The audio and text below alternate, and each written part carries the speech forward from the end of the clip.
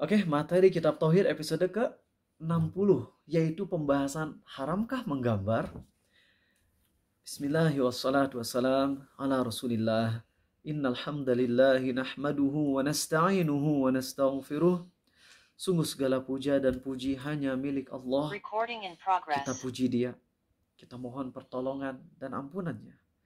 Wa na'udzu billahi min syururi anfusina wa min sayyiati a'malina. Kita mohon perlindungan kepada Allah dari keburukan diri kita dan keburukan amal perbuatan kita. May yahdihillahu fala mudhillalah. Barang siapa yang Allah beri hidayah, tak akan ada seorang pun yang bisa menyesatkan. Wa may yudlil fala hadiyalah. Dan barang siapa yang Allah sesatkan, tak akan ada seorang pun yang bisa memberi petunjuk. Asyhadu an la ilaha illallah. Aku bersaksi tiada Tuhan yang berhak disembah dengan benar kecuali Allah. Wa asyhadu anna Muhammadan abduhu wa rasuluh. Dan aku pun bersaksi Muhammad adalah hamba dan rasulnya. Amma ba'du. Allahumma salli wa sallim ala Muhammad wa ala ali Muhammad. Tadi apa di mana, Rey? Ya. Teman-teman semua, kita akan ngebahas masalah gambar ini. Tapi berhubung kajian ini adalah kajian tauhid, maka yang akan ditekankan adalah tauhid dulu, baru tentang fikihnya. Dan ini penting loh. Nabi SAW dulu ketika baru diutus, langsung ngelarang zinah dan mabok nggak? Enggak. Kaum muslimin dikuatin dulu imannya.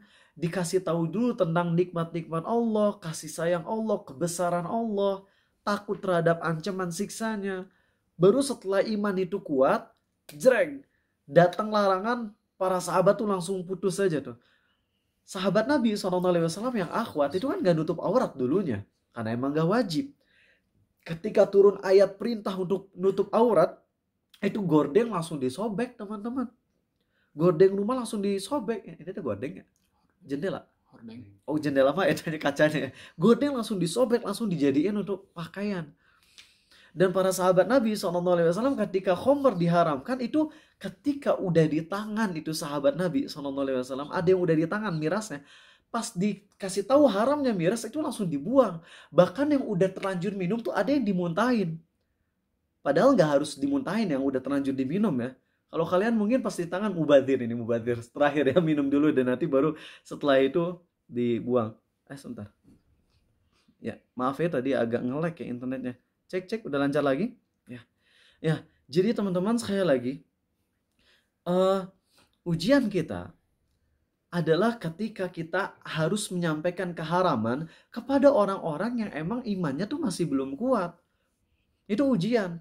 Tapi herannya teman-teman, bentar ya, sebentar harus ganti internet dulu. Khomer, ketika diharamkan khomer tuh langsung dibuang. Dan begitu pun larangan-larangan lainnya teman-teman. Zina, larangan mencuri dan sebagainya. Bahkan ada orang yang udah tahu haramnya mencuri tapi masih tetap nyuri. Sahabat Nabi SAW dalam hadis yang sahih, itu para sahabat lapor, ya Rasulullah, ini fulan nih rajin sholat tapi masih suka mencuri. Apa respon Nabi SAW? Beliau bersabda, kelak sholatnya akan menghalangi dia dari perbuatan mencuri. Mungkin ada yang nanya, itu kan dilaporin mencuri, kenapa nggak dipotong tangannya? Ya nggak sih? Ada beberapa kemungkinan. Kemungkinan pertama, beliau nyurinya nggak di atas 1/4 dinar. Kita tahu kita baru dipotong tangannya kalau mencuri barang di atas 1/4 dinar.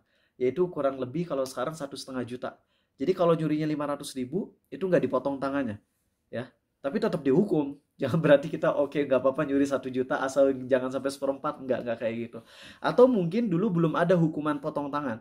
Ya, belum turun ayat tentang harus dipotong tangan bagi orang pencuri. Wallahu alam. Tapi benar tuh sahabat itu setelah rutin sholat dengan baik, gak mencuri lagi. Nah makanya ketika ngajarin fikih halal haram, itu tuh harus disertai juga dengan bimbingan sholat yang benar, akidah yang benar, biar siap. Kalau langsung ngasih tahu jebret, halal haram, yang ada lemes teman-teman. Aku teh baru belajar Islam jadinya semuanya haram. Dan inilah yang kurang hikmah dari perbuatan sebagian kita. Ada teman baru hijrah, semuanya dijebretkan. Non jebretkan teh bahasa Indonesia. Disodorin semuanya, ini haram. Bro, kalau kamu pembimbing, kalau ustadz ceramah kan ustadz nggak punya kewajiban untuk tahu semua kondisi audiens. Jadi ustadz kan nyampein aja. Tapi kalau kita sebagai pembimbing hijrah, misalnya teman kita, ya jangan diajak kajian halal haram terus. Pelan-pelan. Kajiannya rutinnya tentang akhlak, tentang tauhid, sesekali pembahasan halal dan haram. Tapi repotnya teh apa teman-teman? Di medsos yang paling viral teh justru pembahasan halal haram, enggak? Iya. Ayah ngeposting tentang akidah gitu, tentang akidah. Yang nge-like paling 100 orang gitu nya. Giliran pembahasan halal dan haram ada yang sampai ribuan, bahkan puluhan ribu ada. Nah ini problemnya teman-teman. Kita teh doyan ngebahas halal dan haram sekedar cuman pingin tahu itu. Pingin tahu. Terus setelah tahu teh nyari pendapat lain. Rizal mah ngomong gini, Abu Takir rumah, Ustadz Eta mah ngomong itu.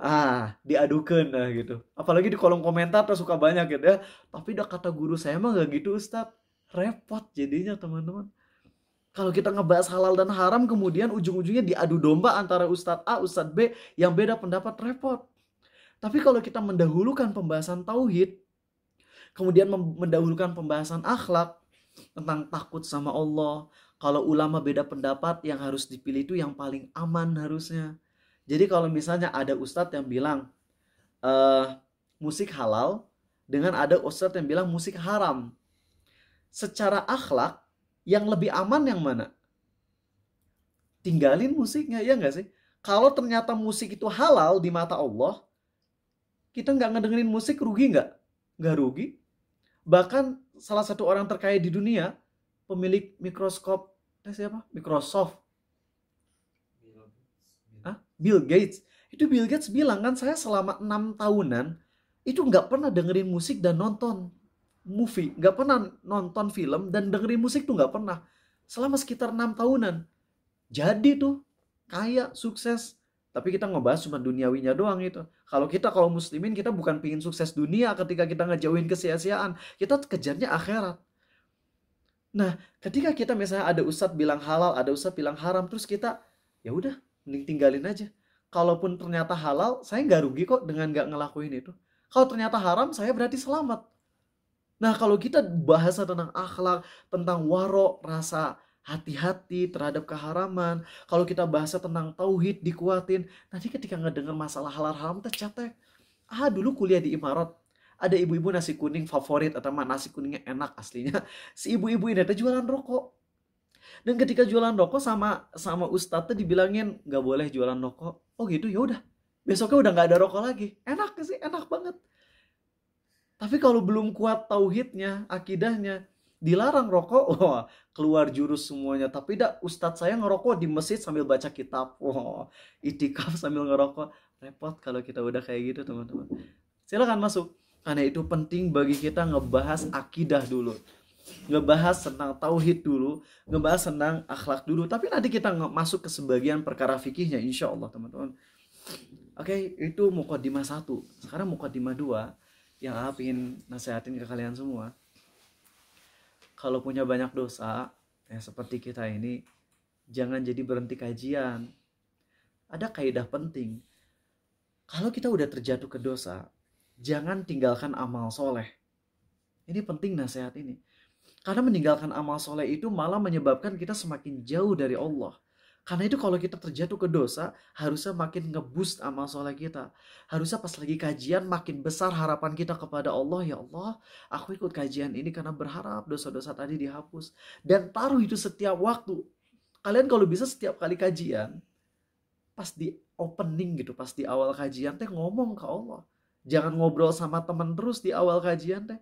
Ya sekedar 1 atau 2 menit lah ngomong ke Allah di dalam hati. Kalau misalnya diucapin malah takutnya ria, ya udah dalam hati dulu ngomong, kita taruh, ya Allah, aku hadir ke kajian ini karena aku ingin mendapatkan ampunanmu atas dosa-dosa tadi, kemarin, minggu lalu.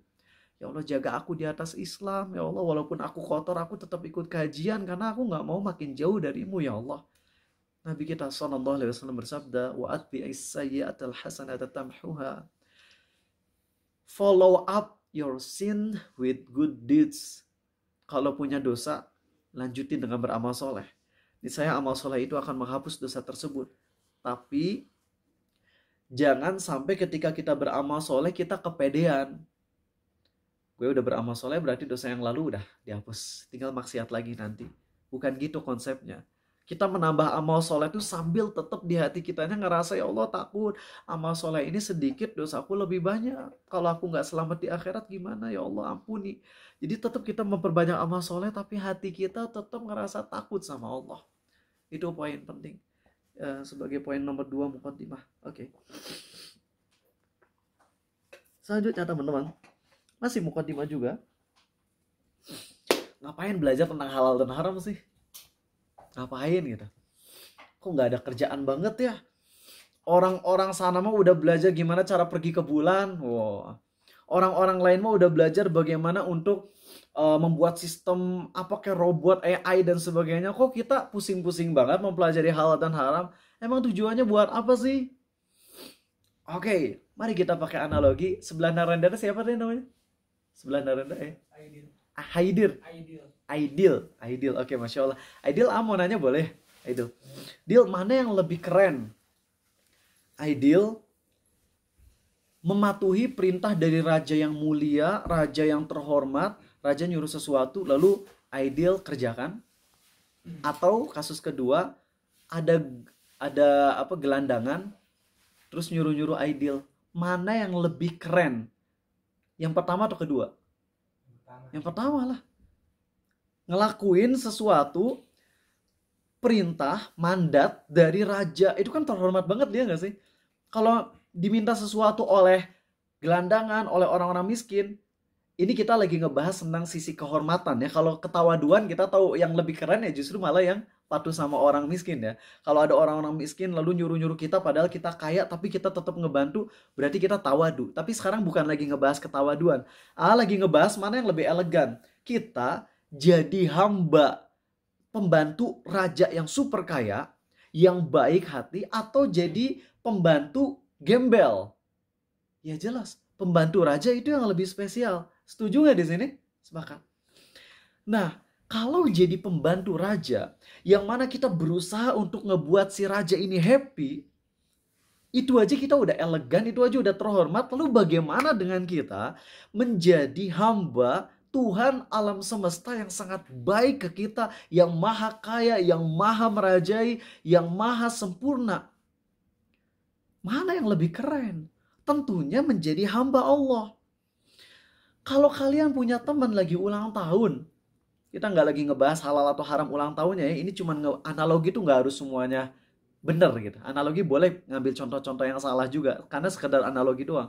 Ada kalian teman yang ulang tahun, dan kita misalnya masih suka merayakan ulang tahun, maka kita akan berusaha nyari hal yang bikin dia happy. Secara surprise kita nanya ke teman-teman dekatnya, kira-kira dia suka martabak apa sih? Martabak ayam pakai red velvet misalnya gitu. Nah, pokoknya kita coba cari hal yang dia sukai.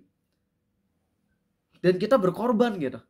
Jadi masih ingat aja dulu ada temen adik Arizal yang ulang tahun dibeliin kue yang super enak.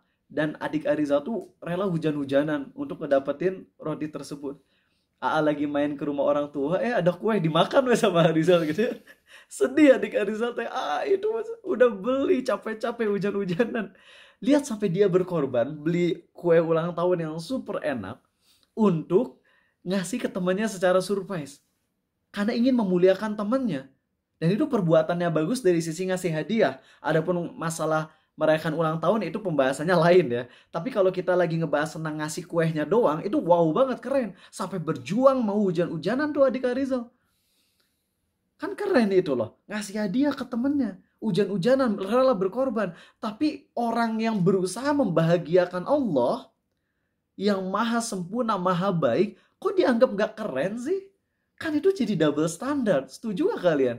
Makanya orang-orang yang bilang ngapain belajar halal dan haram, kita katakan, karena saya pengen jadi orang yang terhormat. Kalau patuh sama raja, ngebahagiain raja aja saya dianggap keren. Lalu gimana kalau saya membahagiakan Allah? Mungkin kalian gak nganggap saya keren, gak apa-apa. Tapi kalau Allah udah cinta sama saya, itu udah cukup.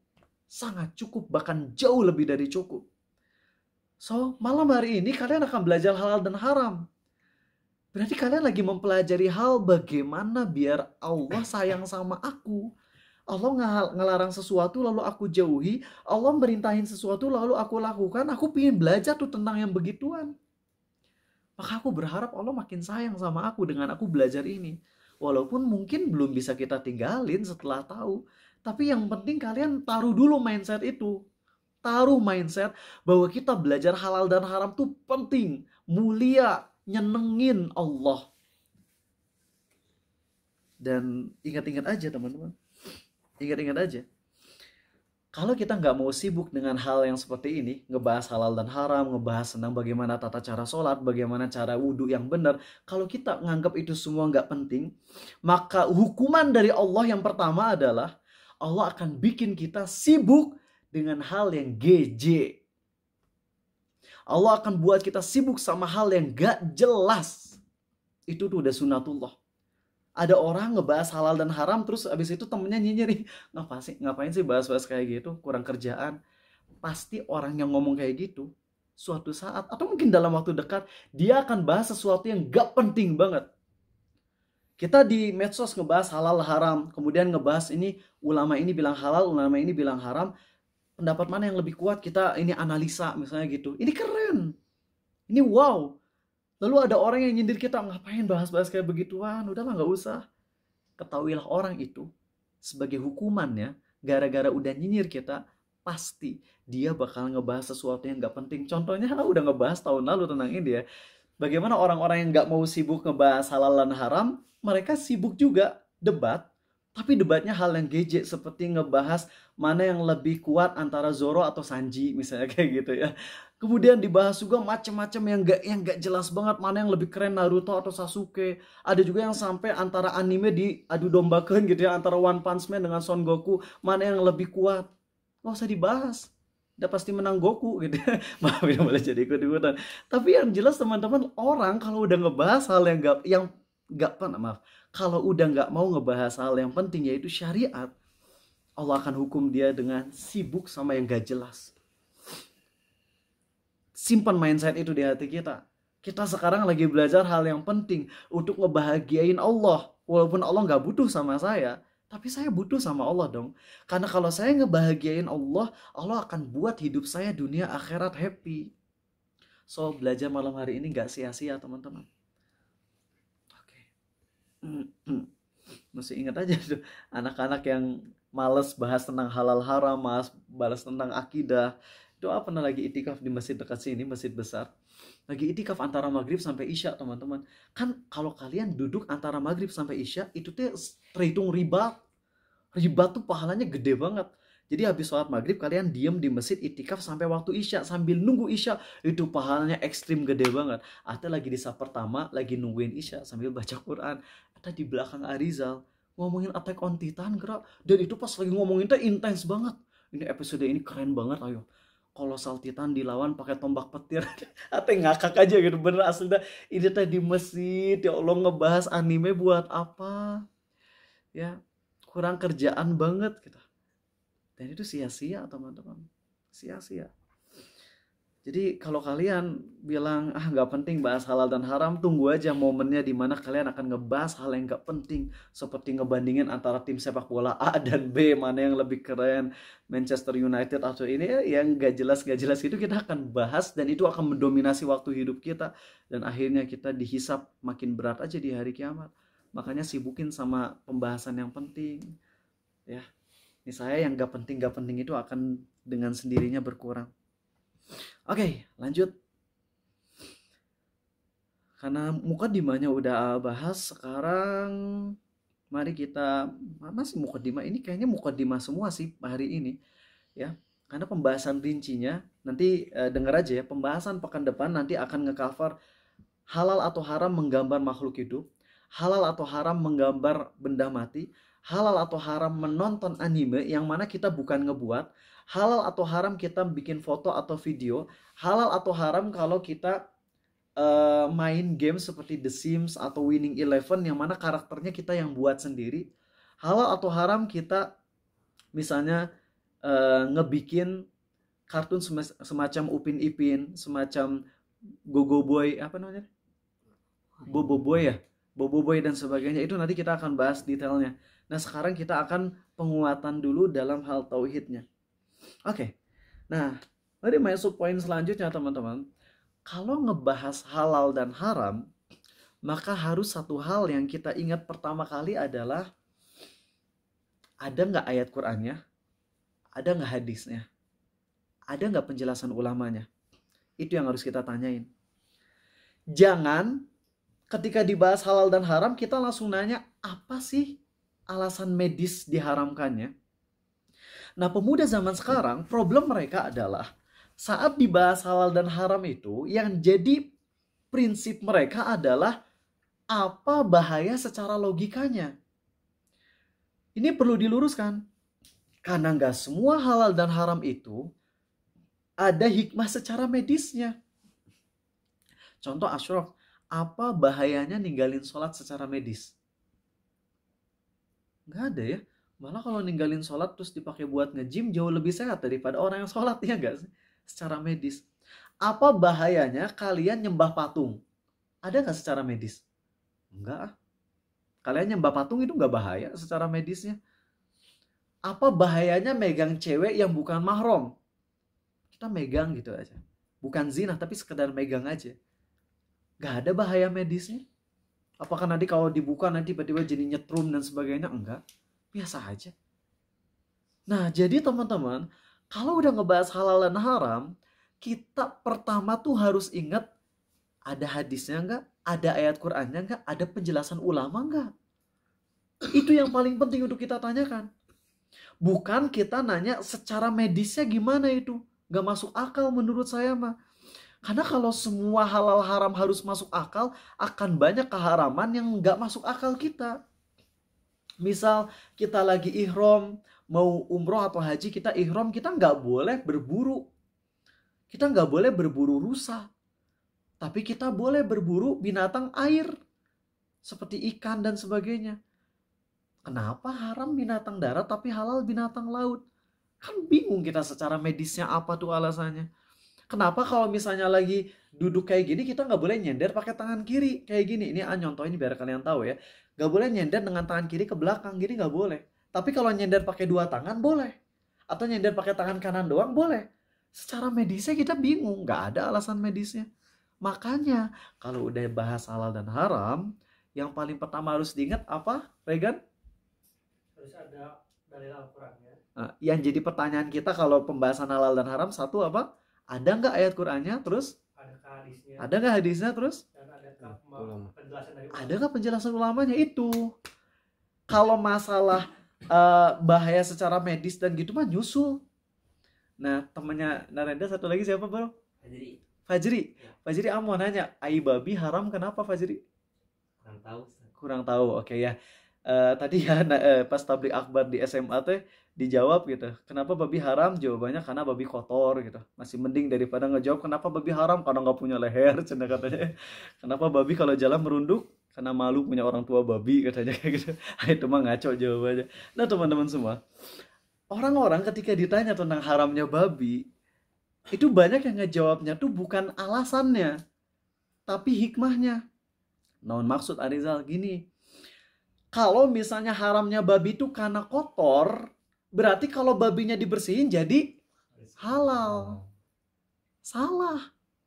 Alasan babi haram itu karena Allah haramkan babi, titik. Itu alasannya.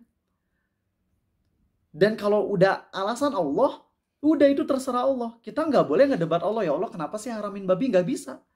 Babi haram karena Allah haramkan, titik. Mau kita tahu ada cacing kremiknya, cacing pitanya, cacing zombinya, silakan.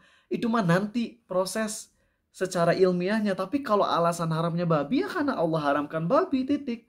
Hikmahnya bisa kita ngelihat, oh babi kotor, babi ada cacing pitanya. Tapi andai pun cacing pita dan kotornya babi dihilangkan, tetap babi haram. Karena alasan babi haram adalah satu, karena Allah haramkan babi, titik. Jadi sekali lagi penting ini teh akidah kita. Kalau udah dibahas halal dan haram, yang harus jadi mindset kita bukan kenapa sih secara medisnya. Tapi yang harus kita tanyakan adalah itu haram kenapa? Ada ayat Qur'annya enggak? Ada hadisnya enggak? Ada penjelasan ulamanya enggak? Kalau komplit, Qur'annya ada, hadisnya ada, penjelasan ulamanya ada, udah tinggal ikuti. Kalau haram, jauhi. Kalau halal, silakan nikmati. Seperti itu. Dan kalau kebanyakan pemuda sekarang banyaknya terfokus sama itu, sama hikmahnya. Makanya ketika dibahas halal dan haram susah kita teh. Ya karena itu fokus mereka adalah hikmahnya. Sedangkan ada beberapa perkara yang haram tapi belum masuk logika. Kayak misalnya kenapa cowok boleh pakai cincin emas, perempuan boleh pakai perhiasan emas, laki-laki haram pakai perhiasan emas. Kan kita nggak tahu alasan medisnya. Walaupun katanya sebagian klaim kalau cowok pakai perhiasan emas akan nimbulin penyakit yang berat dan sebagainya dalam jangka waktu panjang. Oke, itu secara medis nggak tahu udah valid atau belum. Tapi pokoknya mah kalaupun belum ditemukan bahayanya secara medis, tetap haram pakai emas buat cowok. Soalnya ada hadisnya larangannya. Beres. Oke. Nah, karena kalau nggak ngajarin ini dulu teman-teman, kalian akan ngelihat ayat Quran dan hadis, kemudian kalian akan ngerasa aneh sama Allah. Dan ini bahaya. Ngerasa aneh sama Allah, takutnya kita jadi murtad. Contoh aja. Miras halal atau haram? Haram kan ya? Tapi kenapa dulu halal miras? Terus kemudian jadi haram? Kalau misalnya alasan haramnya miras karena miras bisa bikin mabuk, bisa jadi lupa sama Allah. Kalau kayak gitu mah masih bisa diakal-akalin. Minum mirasnya menjelang bobo, ya enggak? Kan kalau kita minum mirasnya sebelum tidur, habis minum miras kita pusing, tinggal tidur, bangun-bangun udah tinggal alhamdulillahilladzi ahyana ba'da ma amatana wa ilaihin nusyur. Bekas mirasnya udah nggak ada kan? Tapi kenapa miras dulunya halal kemudian jadi haram? Ya udah titik. Alasan haramnya miras apa? Karena Allah haramkan, titik. Masalah bahaya secara logisnya itu mah nyusul. Mau dibahas kek, nggak dibahas kek, terserah. Tapi kalau alasan haramnya miras, titik kan Allah haramkan, itu yang menjadi pondasi prinsip kita. Ada lagi teman-teman yang lebih nggak masuk akal. Kalau orang gonta-ganti pasangan, seks, itu akan rentan terkena apa? HIV. Stadium 4-nya namanya apa? AIDS. Regan berani gak kan misalnya lagi ke Jakarta nemu ada cewek cantik di mobil, di bis gitu. Terus Regan bilang gini, "Hei ukhti, izinkan aku untuk menikahi kamu 10 jam dengan bayaran 50.000 dibayar tunai." Berani gak kan? Itu kan haram ya. Sama aja dengan prostitusi, zina. Tapi anehnya, ini aneh tanda kutip ya, bukan berarti anehin Allah, bukan. Itu teh namanya, istilah dalam Islamnya adalah kawin kontrak. Yaitu seseorang bilang ke ceweknya tanpa harus izin ke ayahnya, tanpa perlu ada saksi, yang penting aku, kamu, dan mas kawin. Yaitu misalnya Regan datang ngelihat ada cewek di tengah jalan, terus Regan bilang aku ingin menikahimu dengan bayaran 100.000 selama satu hari, dibayar nganjuk misalnya gitu ya, dibayar nyicil lagi. Terus habis itu nikah 1 hari, habis itu besoknya udah otomatis cerai. Ini kan kawin kontrak. Nah, kawin kontrak teh dulunya halal. Terus Allah haramkan. Terus Allah halalkan lagi. Terus Allah haramkan selamanya. Kalau miras kan fasenya cuma 2 ya. Awalnya lalu jadi haram. Tapi kalau kawin kontrak tuh fasenya gitu, awalnya halal, lalu jadi haram, lalu jadi halal lagi, lalu jadi haram lagi. Coba kalau kita ngebahas haramnya kawin kontrak karena alasan medis. Kawin kontrak kan itu nyebabin HIV karena gonta-ganti pasangan. Kenapa Allah halalkan terus haramkan, terus halalkan, terus haramkan lagi? Kalau kita masih mikirnya pakai logika, bakalan masuk logika nggak? Nggak masuk logika. Tapi kalau kita ngelihatnya dari sisi, ya udah, Allah yang menentukan, dulunya halal lalu jadi haram, lalu jadi halal lalu jadi haram lagi. Allah yang menentukan, titik udah. Para sahabat Nabi SAW dulu kawin kontrak nggak ada yang kena HIV. Karena emang dulu halal. Itulah teman-teman, ini penting kalau udah ngebahas halal dan haram tuh, please yang jadi pemikiran kita, prinsip kita bukan alasan medisnya. Apapun yang dibahas sama Ustadz, kalau Ustadz bilang ini haram, ini ada hadisnya, ini ada ayat Qur'annya, udah ikuti. Kalau emang penafsirannya udah sahih, ikuti. Jangan nanya secara medisnya. Poin selanjutnya, ini poin yang terakhir, adalah apa-apa yang Allah haramkan itu pasti ada manfaatnya. Itu penting loh pembahasan ini. Ya. Dendi, kira-kira statement Arizal tadi aneh nggak? Apa-apa yang Allah haramkan itu pasti ada manfaatnya. Nggak aneh. Kenapa bisa jelasin kenapa nggak aneh? Karena pasti ada manfaatnya sih. Apapun yang dilarang diperintahkan pasti ada hikmahnya. Ini mah bukan perintah tapi larangan. Apa-apa yang Allah haramkan pasti ada manfaatnya. Aneh ya jadi? Iya. Aneh kan? Bukan ngomong apa-apa yang Allah perintahkan ada manfaatnya. Ngomong apa-apa yang Allah haramkan pasti ada manfaatnya. Itu kaidah yang penting loh. Sekali lagi, apa-apa yang Allah haramkan pasti ada manfaatnya. Kita kasih contoh. Ashraf, contoh. Bisa kasih contoh? Yang diharamkan? Iya, yang diharamkan tuh pasti ada manfaatnya. Miras. Apa manfaatnya? Anget badan. Bukan pernah nyoba Arizal, cuman kata teman Arizal kan dulu pas SMA-nya ada teman Kristen gitu. Zal, di dalam Islam miras haram. Haram kata Arizal. Tapi kan miras bisa menghangatkan. Ya kalau Allah udah haramkan ya haram. Terus kalian kalau umat Islam kalau mau ngangetin badan gimana? Ya banyak bandrek, sekoteng, jahe itu kan bisa gitu. Kenapa harus miras? Nah, miras itu ada manfaatnya. Contoh lain, pacaran ada manfaatnya nggak? Ada banget. Yang asalnya kesepian nggak ada tempat curhat jadi bisa sama pacar curhat. Ya. Terus apa lagi? Riba ada manfaatnya nggak? Ada banget. Kita bisa beli barang-barang tanpa kita harus nabung dulu, bisa langsung beli. Gitu. Dengan akad riba. Itu manfaat banget. Tapi teman-teman, kalau Allah udah haramkan sesuatu, ini kaidah penting. Apa-apa yang Allah haramkan pasti ada manfaatnya. Tapi manfaat tersebut pasti lebih kecil daripada mudaratnya. Dan Allah yang maha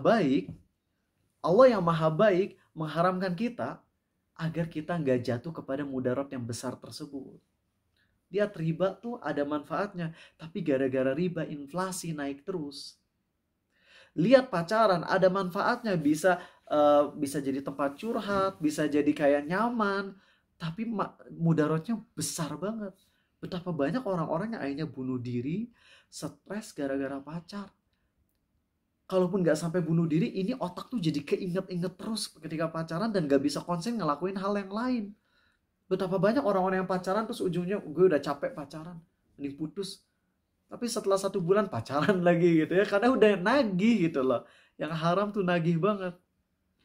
Ingat, yang haram pasti ada manfaatnya, tapi keharaman, dosa dan mudaratnya itu pasti lebih besar. So, kalau ada orang yang dibilangin, itu haram, terus dia bilang, tapi kan ada manfaatnya, emang. Tapi kalau Allah udah haramkan, Allah tahu manfaat yang kamu sebutin itu jauh lebih kecil daripada mudaratnya. Tinggalkan bro. Itu. Kenapa nyampein ini? Karena masih banyak orang yang argumentasinya tuh gitu. Kalau udah dikasih tahu ini haram, dia bilang, tapi kan manfaat, tapi kan gini, tapi kan gitu. Kita jawab, betul, ada manfaatnya, saya setuju. Tapi kalau Allah udah haramkan, mudaratnya pasti lebih besar. Kadang kita tahu, kadang kita nggak tahu. Tapi kalau udah Allah firmankan, aku terima. Oke. Finish pembahasan muqaddimah. Sekarang kita masuk beberapa poin tentang ngegambar. Adapun nanti detailnya nanti pas minggu depan. Dan nanti tanya jawab yang pekan ini, kalau sebagian A rasa masih di surface, A masih bisa ngejawab, tapi kalau sampai ke detail-detailnya, A pingin kalian hadir di yang pekan depannya, supaya lebih komplit, lebih semangat teman-teman, karena kalau dibahas detailnya sekarang, A takut nanti sampai 10:30, dan nanti kalian gak akan kuat, malah jadinya ngantuk dan sebagainya, malah kurang manfaat. Ya. Oke, sekarang kita masuk ke poin tentang membuat patung. Membuat patung dulunya boleh. Allah berfirman di surat Saba, ya'maluna lahu ma yasha'u min maharib wa tamathil wa jifanin kal jawabi wa qudurir rasiyat ya'malu ala Dawud syukra wa qalilum min ibadiyas syakur. Itu tuh teman-teman, jin-jin itu ngebantu Sulaiman untuk bikin piring-piring besar, patung-patung, nyelam, bikin bangunan. Jadi Nabi Sulaiman bikin patung, bikin piring-piring raksasa, kemudian jin-jin nyelam. Kalau jin nyelam biasanya ngambilin apa? Kalau orang nyelam biasanya ngambilin apa? cumi-cumi gitu kalian. Iya betul, mutiara kayak gitu. Nah, dulu jin-jin itu ngebantu Nabi Sulaiman atas perintah Allah ya. Jadi bukan Nabi Sulaiman jadi nyembah setan, bukan. Tapi Allah menundukkan jin-jin, setan-setan, jin-jin kafir, atau mungkin ada jin muslimnya juga, wallahu alam. Pokoknya jin-jin itu oleh Allah ditundukkan untuk Nabi Sulaiman untuk ngebantu Sulaiman ngebikin patung. Dan di ayat surah As-Saba, Allah nggak mencela patung yang dibuat Nabi Sulaiman. Dan ini adalah dalil bahwa patung boleh di zaman itu. Kenapa sekarang diharamin? Jawabannya apa? Ya karena Allah haramin, titik. Sebagaimana zina, mabok dulu haram kemudian jadi dulu halal kemudian jadi haram, maka ngebuat patung kalau dulu boleh di zaman Nabi Sulaiman, tapi sekarang di zaman Nabi SAW udah dilarang, ya udah titik, nggak boleh. Mandi telanjang cowok sama cowok zaman dulu boleh nggak? Boleh. Dalilnya apa? Nabi Musa dan juga Bani Israel itu biasa Bani Israel mandi bareng-bareng telanjang di kali itu, di sungai. Sedangkan Nabi Musa nggak mau. Nabi Musa malu. Akhirnya Nabi Musa sering mandinya sendirian. Dan Bani Israel memfitnah Nabi Musa itu, Musa nggak mau mandi bareng kita karena di kemaluannya ada masalah. Allah akhirnya membela Nabi Musa. Pas Nabi Musa lagi mandi sendirian, bajunya disimpan di batu, itu batunya lari, teman-teman. Ini hadis Sahih Bukhari. Ini mujizat. Si batunya lari. Dan Nabi Musa ngejar. Pas batunya lari, batunya berhenti di tempat Bani Israel yang memfitnah lagi pada nongkrong. Nabi Musa datang. Ditonjok itu batunya 7 kali kalau nggak salah, sampai penyok tuh sama Nabi Musa. Luar biasa kekuatan Nabi Musa. Dan itu Bani Israel ngelihat ternyata nggak ada yang cacat pada Nabi Musa. Nah, di zaman dulu nggak apa-apa mandi telanjang ramai-ramai. Karena di dalam hadis ini Nabi Muhammad SAW tidak mencela perbuatan Bani Israel. Tapi zaman sekarang nggak boleh. Karena Allah murka terhadap perbuatan tersebut dalam hadis yang sahih. Nah, jadi teman-teman, apa-apa yang zaman dulu memang dihalalkan, terus sekarang diharamkan, ya udah tinggal terima. Kenapa sampaikan ini? Karena ini poin penting nomor 1. Fatwa dari Syekh Yusuf Qadrowi rahimahullah adalah bikin patung, ngegambar itu boleh. Alasannya, kata beliau, bikin patung dan ngegambar itu diharamkan karena takut orang-orang jadi nyembah patung dan berhala. Tapi untuk zaman now kan zaman modern. Sehingga kalau kita bikin patung dan berhala, potensi disembahnya tuh nggak ada, kata beliau. Itu dalam ijtihad beliau kayak gitu. Dan pemahaman ini kita bantah dengan sopan tentunya. Realita. Maradona, gespaih tah. Maradona pas mati dibikin gambarnya nggak? Dibikin patungnya? Dibikin. Disembah nggak? Disembah. Ada agama Maradona? Kalian nggak tahu ya? Kurang update kalian. Itu ada, coba cek deh. Agama Maradona. Pembuatan patung gambar yang raksasa itu awalnya mungkin nggak diniatin untuk disembah. Tapi justru itulah awal terjadinya kesyirikan. Makanya di zaman Nabi Nuh, dulu kan ada 5 orang soleh namanya Wad, Suwa, Yaguth, Ya'uq, Nasr. Yang 5 orang soleh ini dibikin patung untuk disembah, bukan? Bukan untuk disembah. Cuman patung doang untuk penghormatan. Jadi kalau ada orang yang mau nyuri, ngelihat tak ada patung Wad, enggak jadi malu.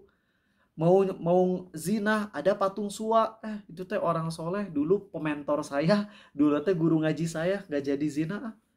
Awalnya diniatin bikin patung untuk itu loh. Tapi ternyata generasi selanjutnya malah disembah. Dan itu real, terjadi.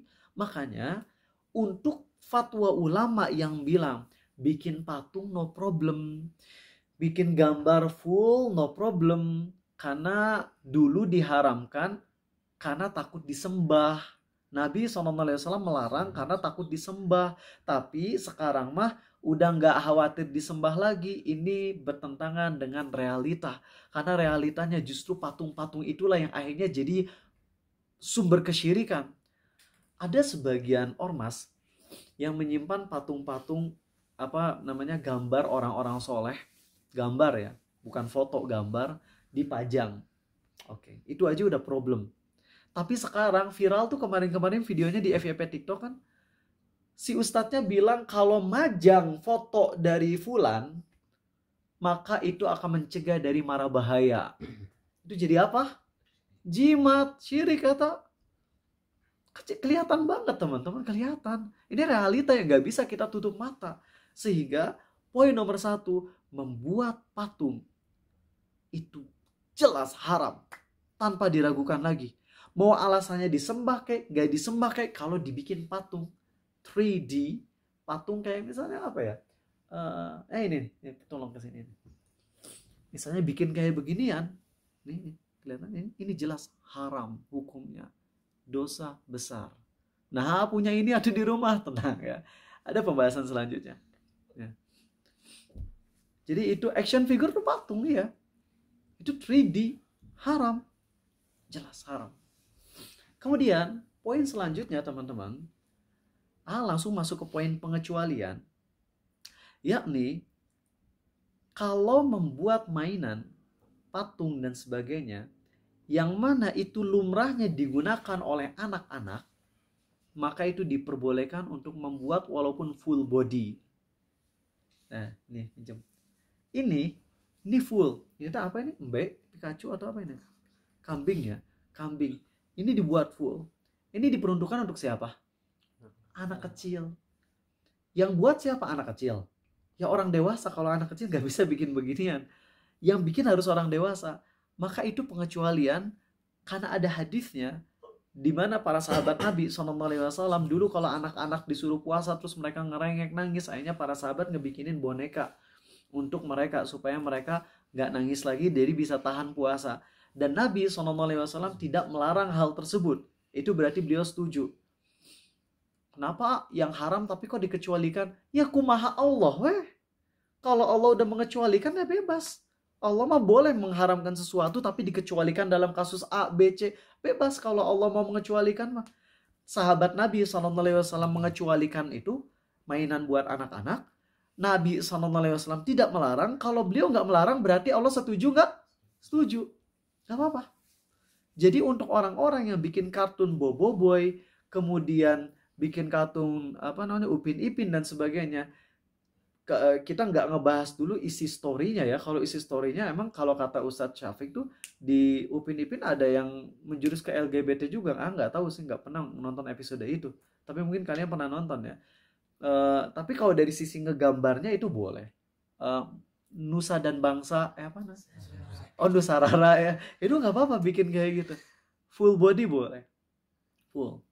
Nggak ada masalah. Itu pengecualian yang nanti akan sampaikan fatwa dari Syekh Utsaimin yang dibahas yang diterjemahkan oleh Ustadz Abdul Jauza, Doni Arif Wibowo. Nanti detailkan fatwanya kayak gimana. Karena ketika ngebaca blogspotnya Ustadz Doni Arif Wibowo, di kolom komentarnya ada yang debat beliau dengan abis-abisan. Sampai-sampai teman-teman, antara postingan beliau dengan kolom komentarnya lebih banyak ilmu di kolom komentarnya. Karena ketika ada orang yang gak setuju, tapi Ustadz itu kan yang dimaksud boneka yang dibikin oleh sahabat Nabi itu SAW gak jelas kepalanya. Jadi kalau mau bikin boneka pun kepalanya harus digepengin. Jadi Mr. Gepeng gitu ya. Jadi serem. Nah, jadi saya gak setuju dengan pendapat Ustadz. Kemudian Ustadz membahas kalau emang wajahnya dihilangin ya itu mah bukan pengecualian dong. Bahkan ngebuat untuk orang dewasa juga boleh. Kalian bikin misalnya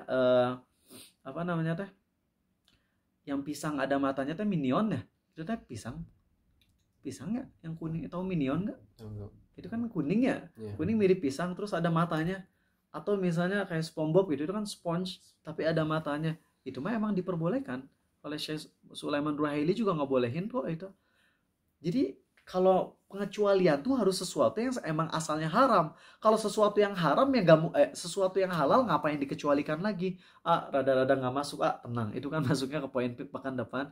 Poin hari ini yang pengen tekankan dulu adalah titik haram ngebuat patung dan semisalnya, patung, boneka, action figure dan sebagainya itu haram dan dosa besar. Apalagi kalau bikinnya yang huge, yang titan, seperti misalnya patung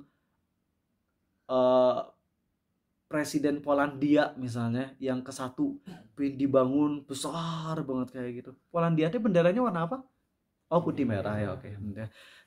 Itu misalnya dibikin gede banget patungnya, jelas itu mah tanpa ragu lagi haram hukumnya. Yang kecil-kecil kayak gini aja haram, apalagi yang gede gitu. Dan itu dosanya dosa ekstrim besar banget. Dan yang paling ekstrim dosanya bahkan membuat patung, dalam beberapa kasus bisa murtad. Yaitu apa? Ada yang bisa nebak? Dia nggak nyembah patungnya, dia cuma bikin patung, tapi dia murtad dengan bikin patung tersebut. Bikin patung berhala. Waktu tanggal 20 sekian Desember, ada pengrajin muslim bikin patung berhala, kemudian bilang alhamdulillah laris manis. Astagfirullah, alhamdulillah laris manis kejual patung. Sama dengan orang Kristen tuh, ada viral di Instagramnya, ditanya sama orang Islam, kamu agamanya apa? Kristen. Kamu imannya kuat? Insya Allah kuat gitu. Ya Allah, kata Kristen bilang insya Allah kuat. Aduh, bener emang kita tinggal di negeri yang emang Kristen dan Muslim itu deketan ya. Jadi kan beli PS5 teman-teman, eta si penjaganya tuh pakai salib gitu. Ate nanya, PS5 mendingan belinya yang ada CD-nya atau yang nggak ada CD-nya? Terus si orang Kristen ini bosnya bilang, mending yang ada CD-nya aja. Adek punya PS4 kan dulu ya, punya banyak CD kan, ya mending belinya yang ada CD-nya, karena PS5 yang ada CD-nya itu game-game PS4 bisa dimasukin, sehingga game-game ada yang PS4 jadi nggak mubazir, nggak mubazir, Masya Allah. Orang Kristen ngomong gitu. Padahal aku suka ngakak kalau kejadian gitu tuh teman-teman. Ya itu aja dari Arizal. Ini jadi pembahasan nomor 1 untuk pembahasan patung dulu. Bagaimana dengan gambar pekan depan? Biar apa? Biar kaliannya ready. Nah, buat teman-teman yang hadirnya tadi setengahnya atau baru pekan depan hadir, maka AA minta untuk dengerin kajian ini diulang di YouTube Abu Takeru episode Tauhid 60. Nanti insya Allah malam ini diupload ya, paling jam 11-an udah ada di YouTube atau jam 12. Tonton videonya, ulang kalau yang tadi ketiduran. Atau ya di sini dari sekitar 100 orang teh, yang on cam teh cuma berapa? Cuman 10 atau 11. Yang lain tuh gimana kondisi kalian? Nggak tahu. Ya, hanya bisa berbaik sangka kalau kalian tidur. Itu mah suuzon ya, bukan baik sangka. Oke, wallahu alam. Kalian boleh nanya pertanyaan baik tentang materi atau di luar materi. Mungkin sebagian pertanyaan pun bisa kalian tanyakan sekarang tentang gambar, tapi nggak ngejamin AA ngejawab. Terutama kalau jawabannya bakalan panjang, mending pekan depan biar nanti sempurna pembahasannya. Oke? Silakan yang punya pertanyaan, boleh tentang materi atau di luar materi. Ada? Silakan Dagan. Izin bertanya, kan amalan apa saja yang sekiranya bisa kita lakukan untuk agar kita tuh didoakan oleh malaikat? Dan pertanyaan kedua, apakah doa para malaikat itu pasti diijabah oleh Allah atau mungkin berpotensi besar untuk dikabulkan atau tidak? Oke, pertanyaan nomor 1, amal apa aja yang menyebabkan kita bisa didoakan oleh malaikat? 1, menuntut ilmu Islam. Jadi, dan itu dalam perjalanannya juga kita udah didoain kan. Itu yang pertama, menuntut ilmu Islam. Kedua, mengamalkan ilmu yang kita pelajari. Kalian datang ke sini kemudian dapat ilmu tentang, kalau mengawali kajian kalian doa dulu ke Allah, minta supaya diampuni dosa-dosanya. Terus gak usah nunggu awal kajian minggu depan, sekarang aja kalian di hati langsung ngomong, ya Allah, aku ini udah kajian 1,5 jam ini, pingin diampuni oleh Engkau ya Allah.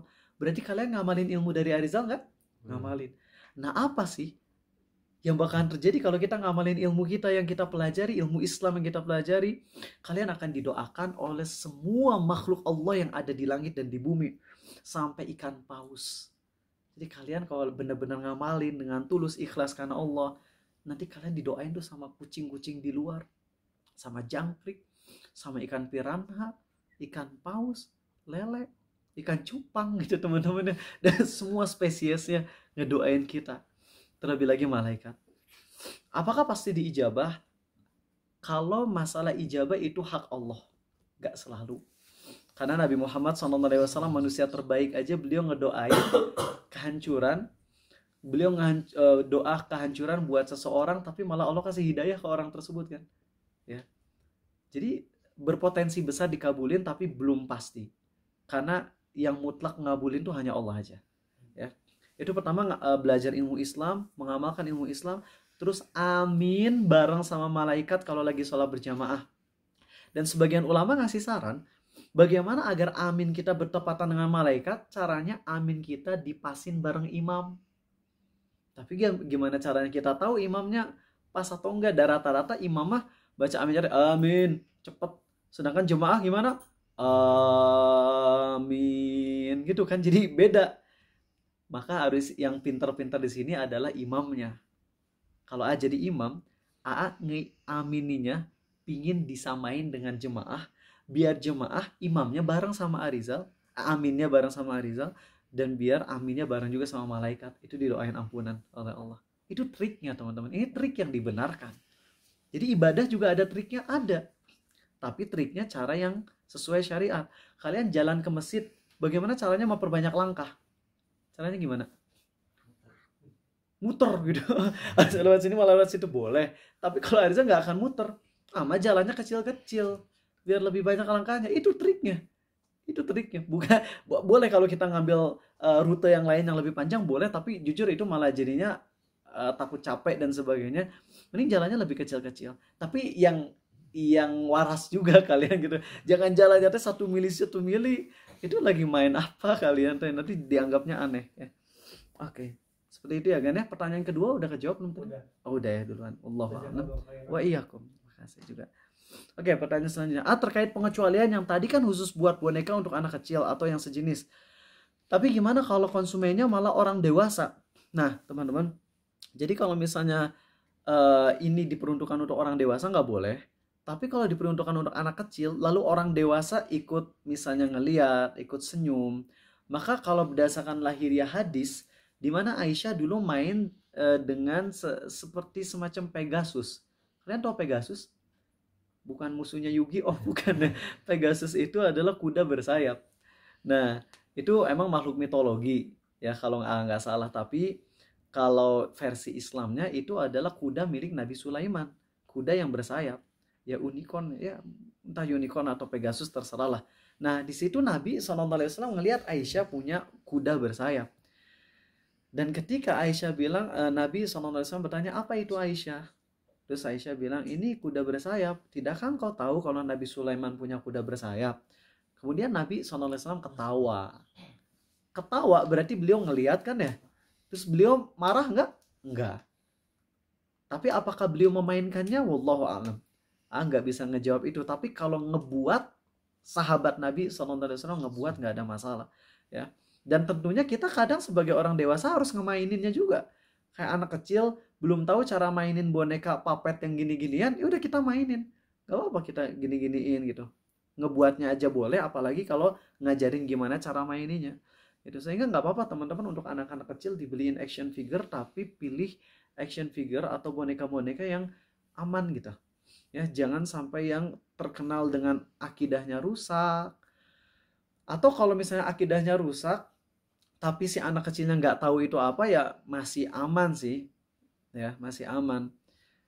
Ya, misalnya boneka-boneka yang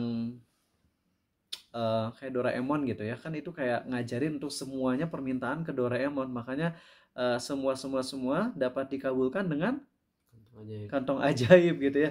Nah, itu kan udah ngajarin yang bertentangan dengan akidah. Tapi kalau anak-anak kita nggak pernah nonton Doraemon, tapi punya boneka Doraemon, dia akan ngira ini boneka apa? Kucing aja udah. Nggak akan bilang itu boneka yang bisa ngabulin semua permintaan. Ya, itu masih boleh lah. Ya, tapi kalau misalnya dia udah tahu, ya jangan. Nah, jangan boneka dewa. Seperti namanya perindapan apa? Siapa namanya? Krishna. Nah, itu mah nggak boleh. Kalau patungnya, kalau bonekanya boneka dewa, itu mah nggak boleh. Haram. Ya. Haram nggak boleh, teman-teman. Kecuali nanti ada masuk lagi ke pembahasan kalau kita bikin film animasi anak-anak dalam rangka mengajarkan kalau ini patung yang kalau disembah bisa kafir. Kita kan perlu sketsa patungnya untuk nanti jadi bahan edukasi. Itu nggak apa-apa karena kita bikin patung itunya bukan untuk kita sembah, bukan diniatin untuk orang lain menyembahnya, tapi untuk ngedukasi kalau ini patung, ini salib, ini nggak boleh untuk kita sembah. Ya otomatis kalau kita mau memperlihatkan salib kan kita harus bikin salibnya dulu itu digambar. Ya itu nggak apa-apa karena kan niat kitanya bukan untuk nyembah, bukan untuk iseng-iseng, tapi emang bener-bener untuk edukasi kalau itu adalah kesyirikan. Itu nggak apa-apa kalau kayak gitu ya. Lanjut. Ada yang mau nanya lagi kalian yang hadir? Saya pengen Boleh silakan Akhi Fajri. Saya saya punya beberapa pertanyaan Boleh, yang silakan. tadi Ustaz jelaskan. Yang pertama, kenapa babi itu haram? Yang saya ketahui itu hewan-hewan yang diharamkan itu hewan yang hidup di dua alam gitu ya Ustaz. Tetapi kayak misalnya biawak gitu ya Ustaz. Banyak teman saya, bahkan saya sendiri bertanya gitu, apakah biawak itu haram atau halal dikarenakan si biawak ini hidup di dua alam, Oh iya ya, biawak hidup di mana aja? di air sama di darat. Oh iya, biawak hidup di air. Oh gitu. Ya. Terus? Terus kenapa yang disampaikan itu kayak hanya babinya saja yang haram gitu, Oke. sedangkan hewan-hewan lain tidak. Bagus ya. Itu pertanyaan pertama ya. Kenapa babi doang yang disalahin gitu, yang lain gak Ya. disalahin? Padahal anjing juga haram, kucing juga haram dimakan. Iya. Apa? Ular juga haram dimakan, tapi kenapa babi doang yang ditekankan? Oke, lanjut. Yang kedua untuk mengenai cincin emas. Cincin emas. Kalau yang saya ketahui itu kenapa cincin emas tidak boleh dipakai sama Cowok ya, cowok, laki-laki. itu karena kalau di pelajaran ilmu pengetahuan alam itu karena si cowok ini tidak bisa menstruasi gitu. Oh iya iya, Jadi itu karena pernah dia dengar. mengandung zat gitu. Mengandung zat yang kalau cewek itu zat-zat tersebut akan keluar dengan menstruasi, betul kan ya? Iya. Dan tadi kalau nggak salah tuh Ustaz sempat ada dalil gitu ya. Oke. Saya pengen tahu Iya, dalilnya. baik. Pertama, kalau dalil diharamkannya cincin emas atau perhiasan emas adalah Nabi SAW itu beberapa kali melarang dengan keras tentang perhiasan dari emas. Ya, itu emas dihalalkan bagi wanita dari umatku, tapi diharamkan bagi laki-laki dari umatku. Dan juga ada ancaman kalau misalnya makan dari piring emas, minum dari piring emas, itu bakalan dituangkan siksaan di jahanam berupa air mendidih dan sebagainya. Jadi kalau dari segi dalilnya itu udah jelas ya. Tapi kalau dari sisi ilmiah tadi katanya wanita itu menstruasi sehingga zat-zatnya akan keluar. Awalnya Arizal juga setuju dengan itu. Tapi masih ingat dengan pembahasan tentang power balance. Masih ingat? Power balance itu bentuknya krim atau padat. Padat. Sesuatu yang krim aja itu butuh proses untuk masuk ke dalam kulit. Dan itu prosesnya nggak mudah. Itu pun paling cuman ke bagian kulit luar atau paling banter daging. Adapun kalau sampai darah itu agak susah banget, ya. Lalu sesuatu yang bendanya padat akan jauh lebih susah lagi. Mau gimana masuknya ke pori-pori itu nggak mungkin. Nah, sehingga dari situlah silakan bisa dengerin kajian Tauhid episode ke-8 atau 9 tentang jimat. Di situ ada penjelasan detail tentang keraguan Arizal tentang masalah benda padat itu bisa berefek sama tubuh kita gitu ya. Kecuali kalau bendanya dimasukin ke badan. Tapi kan emas nggak ada yang dimasukin ke badan kan. Kecuali paling gigi emas. Itu pembahasan lain. Gigi emas itu nanti ada pengecualian boleh. Ya gigi emas atau hidung emas. Kalau hidung kitanya potong terus kita ganti hidung emas itu nanti ada pengecualian tersendiri. Jadi sekali lagi itu untuk dalilnya udah sampaikan ya, diharamkannya emas buat cowok. Kemudian tadi yang pertama tadi apa? Yang itu ya binatang. Kenapa cuma babi doang yang disalahin? Karena di dalam Al-Quran yang secara eksplisit Allah haramkan hanya babi. Hanya babi doang. Binatang yang disebut haram secara langsung cuman babi. Adapun binatang lain di situ dilarang, tapi ulama berbeda pendapat tentang derajat kelarangannya. Apakah larangannya sampai ke tahapan haram atau makruh doang? Itulah kenapa yang di-highlight cuman babi. Tapi kita sebagai muslim yang baik, kita harus punya hati nurani juga.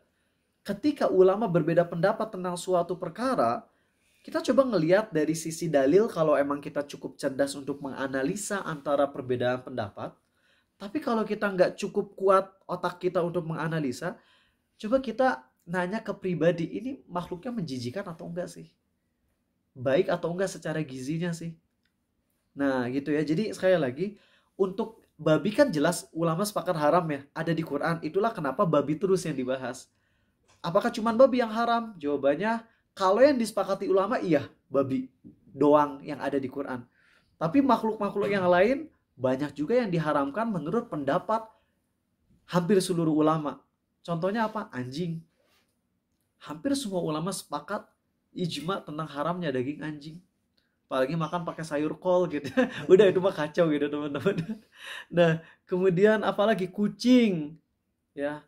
Lalu hal-hal yang lain. Nah, untuk binatang dua alam itu adalah ijtihad dari mazhab Syafi'i tentang keharaman makhluk dua alam tuh diambil istimbatnya, pengambilan dalilnya tuh dari hadis tentang larangan ngebunuh apa namanya? Kodok. Kodok kan hidup di dua alam ya. Nah, karena Nabi SAW mengharamkan kodok, maka Imam Syafi'i berijtihad, berarti semua binatang yang dua alam itu haram juga. Ini singkat aja ya, walaupun nanti ada perbedaan pendapat juga. Cuman kaidah yang disebutkan oleh dalam mazhab Syafi'i ini tuh nggak berlaku secara mutlak.